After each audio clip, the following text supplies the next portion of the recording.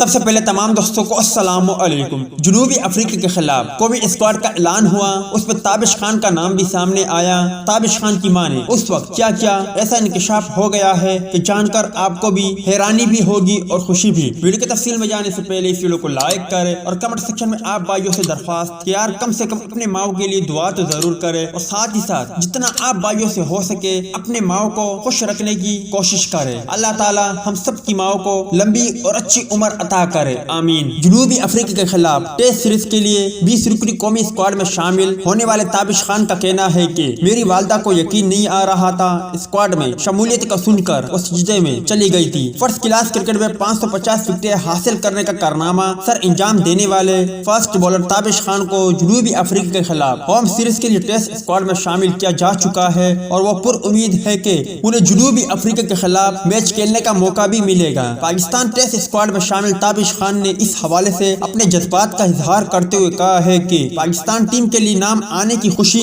الفاظ میں بیان نہیں کر سکتا۔ میری والدہ کو یقین نہیں آ رہا تھا، مگر جب انہوں نے اسکواڈ میں نام شامل ہونے کا سنا تو سجدے میں چلی گئی۔ تابش خان کا کہنا تھا کہ کراچی میں کافی کرکٹ کھیل چکا ہوں اور نیشنل اسٹیڈیم کی کنڈیشن سمجھتا ہوں، خواب تب پورا ہوگا جب اپنے شہر میں ٹیسٹ ڈیبیو کا موقع ملے گا۔ 38 سالہ تابش خان ڈومیسٹک کرکٹ میں 18 سال کا تجربہ رکھتے ہیں، جبکہ انہوں نے اب تک اپنے فرسٹ کلاس کیریئر میں 598 وکٹیں بھی حاصل کر رکھی ہے۔ تو دوست یہ تھی تابش خان کے حوالے سے کچھ اپڈیٹ، جس طرح انہوں نے کہا کہ جب میری ماں کو پتا چلا کہ میری اسکواڈ میں شمولیت ہو چکی ہے تو وہ سجدے میں جا کر شکر خدا ادا کرنے لگی۔ امید ہے دوستوں کہ آج کی ویڈیو بھی آپ کو پسند آئی ہوگی۔ ٹیک کیئر، بائے بائے، اللہ حافظ۔